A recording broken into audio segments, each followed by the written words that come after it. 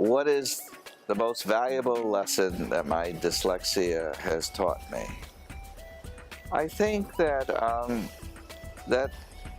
when you can't do something, which is so many things that's hard for me to do, is rethink it and compensate and find another way around it. And I think that when I have trouble writing or even understanding what I'm trying to write or trying to say, I keep writing revisions and new drafts endlessly until I figure it out. And I think the trouble I had in learning how to read and how to hear things probably all contributed to my writing method.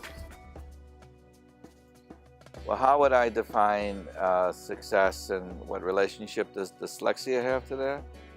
Well, in a way, the other question moves toward answering that, because by keeping at things and learning how to tolerate both the failure and the trial and error period and the anxiety that it brings up, I can finally come away with something, a version of the poem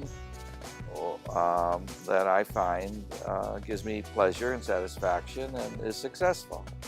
And there's various aspects in my life. I mean, I couldn't learn how to read, but now I do. I had learned how finally, and I sometimes reading a book is a challenge. Finishing it's a challenge.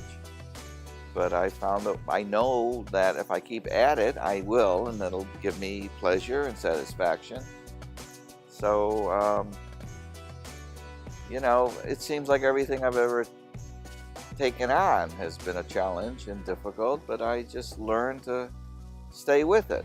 And what does Woody Allen say? 90% of success is just showing up.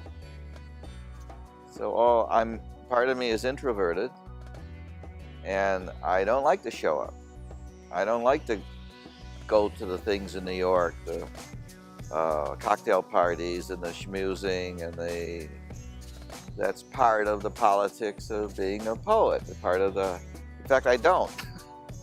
And I've set my life up but there's other ways around it. So I can be successful without playing the game. How is his success different? Is education different from mine? It made all the difference in the world, is knowing what he has. He knows he's not, in fact, he knows he's very smart. He doesn't really feel stupid. I'm not sure he ever really went through a period where he felt that. He was made to feel different and weird for a period of time, but he has more than overcome that by being so,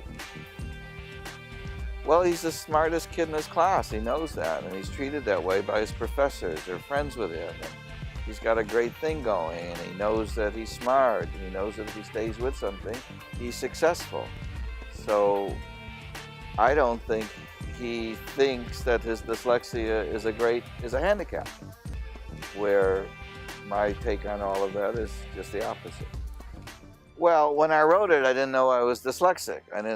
I did know that there was this weird mental thing that happened to me at times where I would feel like I was disintegrating, where my mind felt it was coming apart, where I couldn't speak, I couldn't put a sentence together. Sometimes it happened while I was reading, sometimes it happened while I was giving a reading.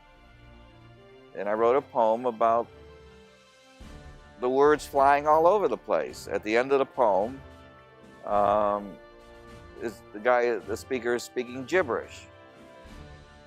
And it was a mental state that I tried to recreate. I didn't know I was dyslexic when I wrote it. When I found out I went back and looked at the poem. I said, oh my God. I mean, if you read all the classic texts on dyslexia, it's classic. I mean, this is if you a dyslexic tries to hear a lecture, and by the time the professor, by the time I hear one sentence, he's on to the third paragraph.